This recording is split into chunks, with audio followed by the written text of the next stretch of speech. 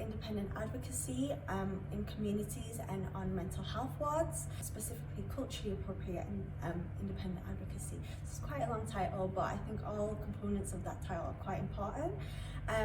We work specifically with people of BAME communities, so Black, Asian and minority ethnic communities.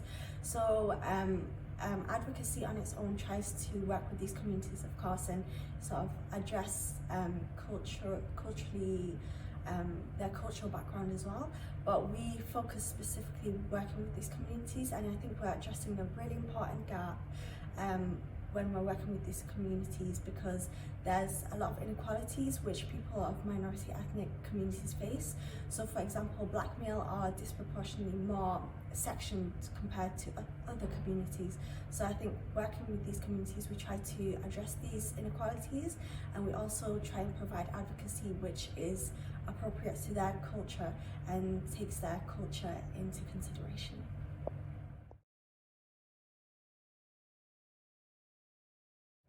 So my typical morning, I try and start between 8:30 and 9 o'clock. So pretty early, but not too early. And I find that the first thing that I do is I always like to look through my calendar, see what I've planned for the day, because I often forget what I've planned. I look through my emails as well. I like to catch up with anything that I missed from the night before or the morning.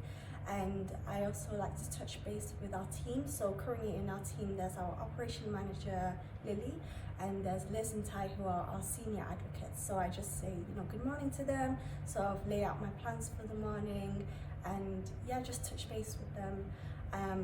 Then I find that usually I work outside of my home, so we're hybrid, but I usually work on the wards as well.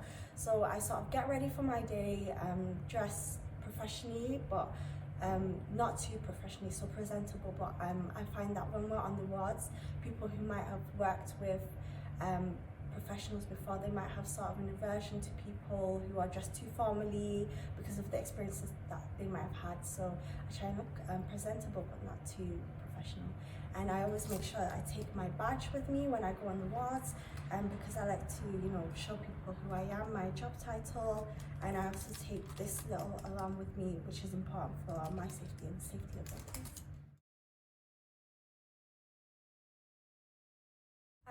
So for lunchtime, I guess if I have been out on the wards, visiting the wards, I sort of leave the wards and I try and find a canteen to eat at, or maybe a quiet place if I've already packed a lunch with me. And I just take that time to sort of regroup and almost decompress, because I might have faced, it might have been a lot of chaos before in the morning, or I might have had a lot of conversations which, I might have been quite chaotic. So I just take some time for myself. Usually that looks like going on my phone, I'll be honest. And yeah, just have my lunch and just take 5 minutes out just to think about what has happened. If I've come across any safeguarding incidents, then this will probably be the time where I'll find somewhere private, go on my work phone and sort of report that to one of the managers.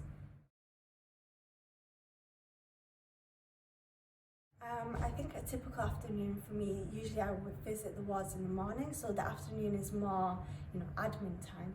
So I go on my work laptop. I'm usually at home or in the office by this time, so I go on my work laptop, sort of type out any notes that I might have had, send emails to, right now we're liaising with a lot of organisations, so I find myself talking to a lot of organisations.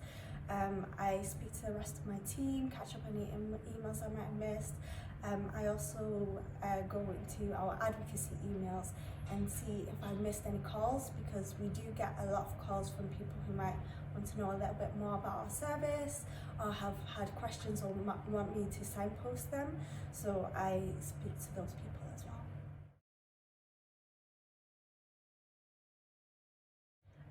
I think at the end of the day, again, it's just spending time on my work laptop. I might just type any loose ends, so finish any work that I can finish at that point. I find that towards the end of the day it's a little bit more quieter, so this is my time where I can focus on the work that I have left rather than contacting people, because I find that during the morning and the afternoon is a lot of communication with other people, and towards the end of the day, so this is the time where it sort of dies down.